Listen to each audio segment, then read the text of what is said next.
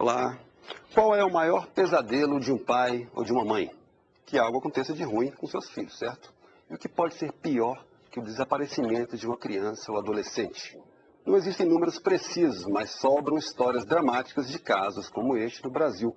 Especialistas e autoridades buscam explicações e tentam prevenir as ocorrências, mas esbarram em desinformação, despreparo e descaso.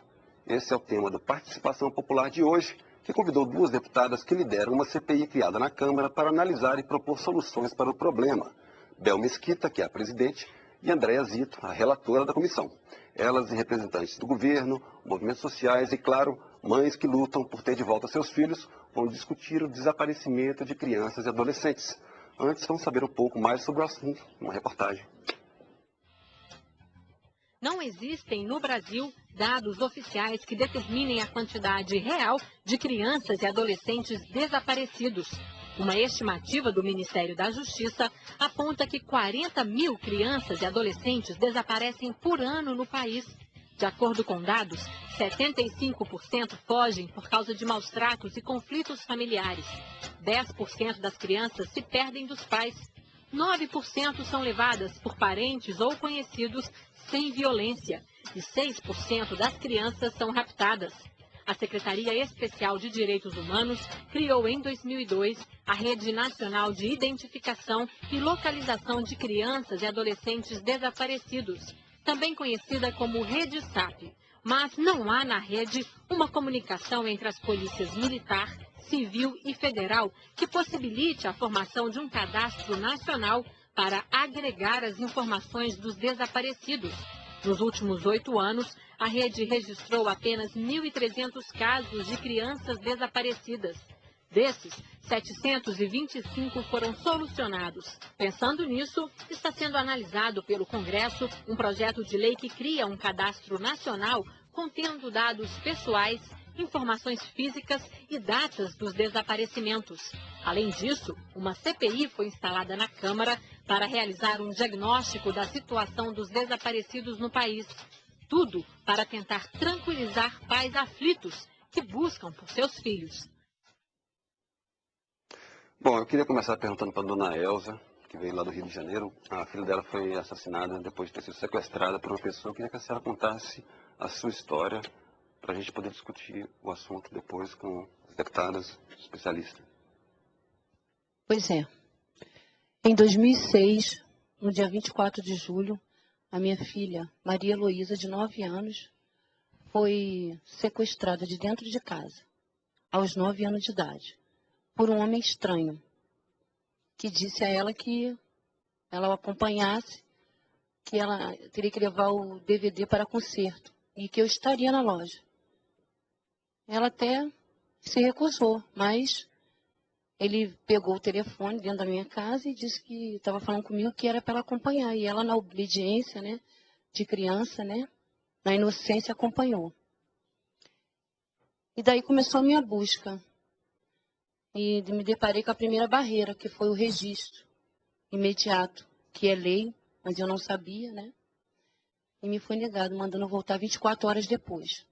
E começou minha via crucis. Depois de registrar 24 horas depois, assim como foi informado na delegacia,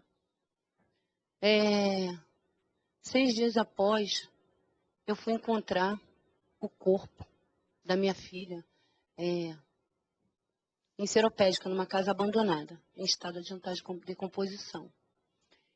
E não foi possível fazer o reconhecimento, até porque estava destruído. E fiquei aguardando o exame de DNA e daí passei a investigar. E logo aconteceu outro fato parecido, no bairro próximo, que eu moro em São Cristóvão, no Morro do Tuiuti. Queria perguntar para as deputadas se esse tipo de caso da dona Elza a gente pode considerar, não sei se comum ou acontece com alguma frequência. Que tipo de lição se pode tirar num caso como esse para se prevenir outros casos? Acontece sim, são vários os casos, assim como a dona Elza está trazendo aqui hoje, a gente ouve, nós temos ouvido na nossa comissão, na nossa CPI, depoimentos, né, as oitivas, várias mães, ONGs que têm trazido casos como esse e tantos outros. E aqui, quando nós vimos essa reportagem, Vital, para mim, é uma grande camuflagem, eu diria, que existe essa questão de colocarem que o maior índice de desaparecimento de crianças se dá pelos maus tratos. Isso aí é uma tese que eu não concordo. Isso é muito divulgado pela mídia, né, mas, para mim, é uma forma de querer disfarçar a grande realidade, que é um descaso, como você mesmo colocou. Pelo que a CPI já apurou, que tipo de casos a gente pode considerar os mais comuns no desaparecimento de crianças e adolescentes? Tem até criança que sai por curiosidade para sair, mas isso não significa maltrato. Existe, é claro, o caso de maltratos, e existe também crianças que saem, e existe mais ainda, que é o que nós estamos extremamente preocupados com tudo isso, é os casos chamados enigmáticos, que ninguém consegue definir por que a criança desapareceu, porque também não tem investigação mais profunda sobre o caso. E nesse caso é real. Precisa de uma divulgação maior, não só para os pais e para as mães, mas inclusive para o sistema de segurança nacional como um todo, que a investigação tem que se dar prioritariamente sobre todas as outras investigações, porque é uma causa de criança ou de adolescente. Secretário. Não, eu acho que é o seguinte, que todas as estatísticas que nós temos, seja do SOS Criança no Rio de Janeiro, seja no site, seja na pesquisa que eu fiz nos Estados Unidos, indica que esse percentual de crianças que fogem de casa por conflito familiar é o mais alto de todos. Isso é um dado estatístico que, agora, o fato de ser o mais alto não significa que a criança que fuja de casa, que ela não esteja numa situação de vulnerabilidade. Ela foge no primeiro momento por conflito, mas depois ela pode estar numa situação de vulnerabilidade. Agora, e o fato também desses casos como da dona... Como é que é o nome da senhora? Dona Elza. Dona Helena, quer dizer que se nós chamamos de casos enigmáticos, que seja um percentual menor, mas são os mais dramáticos. Quer dizer, o que eu queria chamar a atenção é o seguinte, que uma criança fugisse de casa já era motivo de preocupação. Agora, os números têm que ser colocados. Por que tem que ser colocados? Porque cada tipo de fuga ou de desaparecimento merece uma estratégia de investigação e de ação. Então, acho que é importante, sim, precisar que nós temos diferenças entre crianças que fogem de casa, que é um número muito maior. Mas existem esses números confiáveis? Não, a amostra que tem no site nosso, ela não está atualizada, mas como a amostragem, ela é bastante representativa do fenômeno que a gente estuda nas várias partes do mundo. Nossa instituição investiga há 10 anos casos enigmáticos de desaparecimento de crianças e sequestros sem pedido de resgate. Todas essas... Só falando da sua Eu sou do Portal 15 e tenho o Kids. projeto Mães do Brasil, que atende mães que tiveram filhos desaparecidos e sequestrados.